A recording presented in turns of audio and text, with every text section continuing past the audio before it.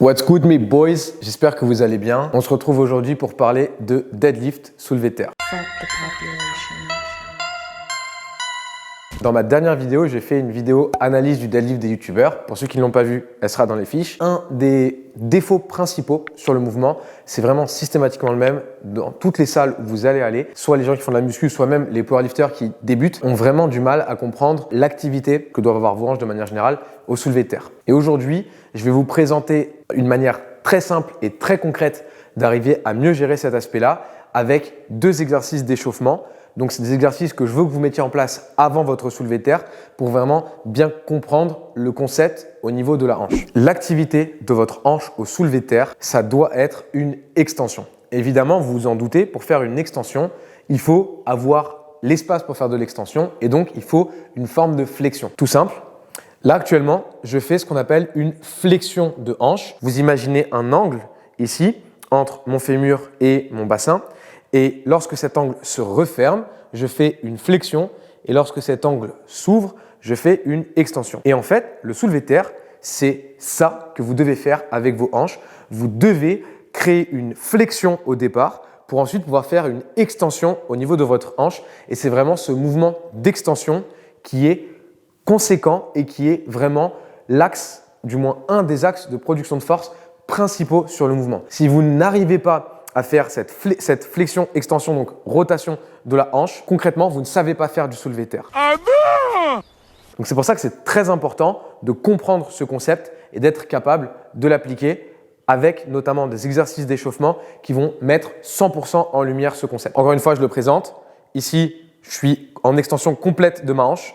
Ici, je suis en flexion de ma hanche et donc si je suis là, je commence mon soulevé de terre, je suis en flexion et je termine par une extension. Donc le soulevé de terre est un mouvement en grande partie d'extension de hanche. Un des exercices principaux dont l'activité est la flexion et l'extension de hanche, c'est le good morning. Pourquoi? Parce que lorsque vous faites un good morning, vous ne voulez pas fléchir les genoux, vous ne voulez pas plier les genoux, vous voulez simplement faire cette flexion, extension. Flexion, extension. Donc l'idée sur cet exercice, c'est pas vraiment de mettre beaucoup de poids, de mettre très lourd ou quoi que ce soit. Non, c'est juste de faire pas mal de répétitions où vous allez systématiser cette activité au niveau de votre hanche. Flexion, extension, flexion, extension, flexion, extension pour renforcer ce schéma avant votre soulevé de terre afin d'avoir vraiment ce chemin tracé dans votre esprit, dans votre tête et d'avoir une meilleure capacité proprioceptive sur cette activité de la hanche. En réalité, j'ai pas forcément ni envie ni besoin que vous passiez beaucoup de temps sur cet exercice. C'est vraiment juste pour comprendre flexion de buste, extension de buste, donc flexion de hanche, extension de hanche, flexion de hanche, extension de hanche et vraiment orienter cette dynamique pour votre soulevé de terre. Donc pas beaucoup de répétitions, pas beaucoup d'exercices, pas beaucoup de poids sur la barre. Je vous conseillerais de faire un petit 3x5 barre à vide, 3x5, 40 kg, quelque chose comme ça, juste pour vraiment conditionner ce mécanisme. Et maintenant, on passe au soulevé de terre. Par contre, ce deuxième exercice d'échauffement qu'on va faire, je veux que vous mettiez vraiment un gros accent dessus parce qu'une fois que vous avez compris un petit peu comment gérer la flexion et l'extension de hanche, cet exercice-là va vous permettre de comprendre comment gérer dans la position plus ou moins du soulevé de terre. Et donc, cet exercice, c'est le soulevé de terre jambes tendues. En anglais, ça s'appelle stiff leg deadlift. Et l'idée, c'est quoi? C'est que très souvent, le problème que vous avez quand vous commencez le soulevé de terre, c'est que vous avez tendance à parasiter votre flexion de hanche et extension de hanche avec de la flexion et extension de genou. Et ça, sur le soulevé de terre, c'est un des points problématiques. Donc, rappelez-vous avec cette idée de squatter avec les hanches beaucoup trop basses. J'ai déjà fait une vidéo à ce sujet-là et elle sera dans les fiches. La règle pour justement contrecarrer ça, c'est de faire du soulevé de terre avec quasiment aucune flexion de genou pour vraiment comprendre le mécanisme au niveau de votre hanche. Donc le premier exercice, ça mettait en avant le mécanisme et le deuxième exercice met ce mécanisme dans la position du soulevé de terre, à savoir donc la position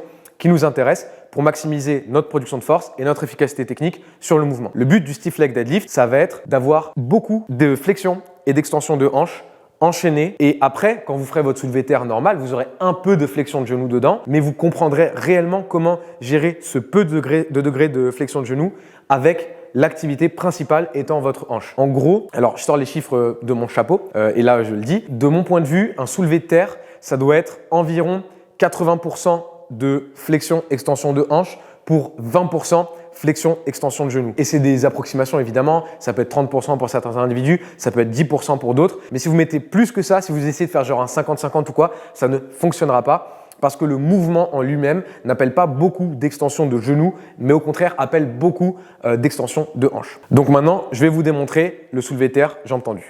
Concrètement, l'idée sur le mouvement, c'est de très légèrement déverrouiller vos genoux. Et une fois que vous avez déverrouillé vos genoux, rappelez-vous de cette histoire de flexion de hanche.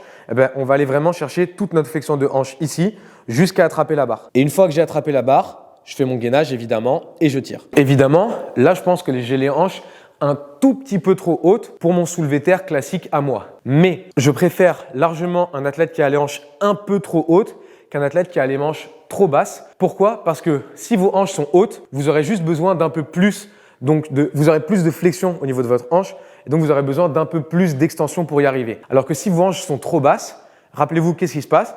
Vous avez votre flexion de genou qui vient parasiter le mouvement et le problème, c'est que vu que votre base n'est pas stable, vu que votre base n'est pas contrôlée, maîtrisée, vous allez avoir plein de répercussions à d'autres niveaux. Les répercussions pouvant être un bas du dos qui s'arrondit, donc à savoir un bassin, un pelvis qui ne fait plus du tout son travail de rotation, une orientation musculaire changeante pendant le mouvement, commencer dans une position, finir dans une autre position lorsque vous commencez à tirer, lorsque la barre décolle du sol. Et tous ces problèmes-là au niveau de la position de départ vont avoir des répercussions, que ce soit sur votre passage des genoux, sur votre verrouillage ou sur votre ressenti général sur le mouvement. Je vous conseille de le faire notamment par exemple sur vos 2-3 premières barres de chauffe. Dans mon cas, je peux monter jusqu'à 120 kg environ.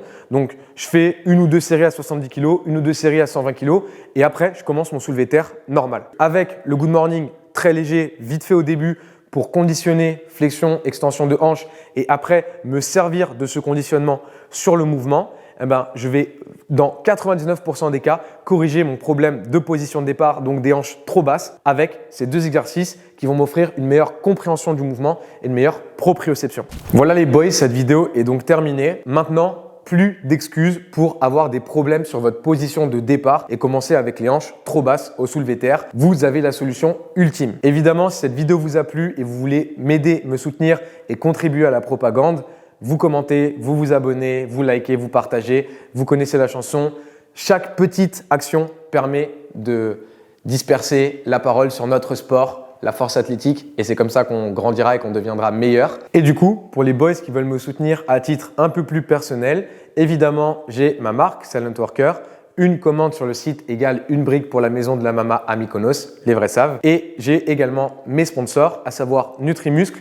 Avec le code NM-BAPANA10, vous faites 10% d'économie et vous soutenez votre boy de façon infinie. Et enfin, j'ai SBD qui est mon sponsor équipement pour les meilleurs équipements pour la force, ceinture, genouillère, bande poignet. Ça se passe sur SBD. Tous les liens seront dans la description. Voilà mes boys, que du love pour vous. Dans le triangle toujours, équipe à fond. Et je vous dis à très très vite. Là, tu vois, j'ai parlé du triangle. Mais j'ai pas parlé du triangle dans comment améliorer le soulevé terre. Du coup, c'est fini. Est-ce qu'au montage, tu pourras créer un triangle autour de moi pour montrer qu'en fait, il suffit de faire un théorème de Pythagore et qu'on comprenne que la solution se trouve dans l'énoncé. Putain, j'ai oublié. J'ai fait L. Du coup, les maths, ça n'a jamais été mon fort. S'il y a des boys qui sont un peu chauds sur Pythagore et tout, faites-le moi savoir en commentaire.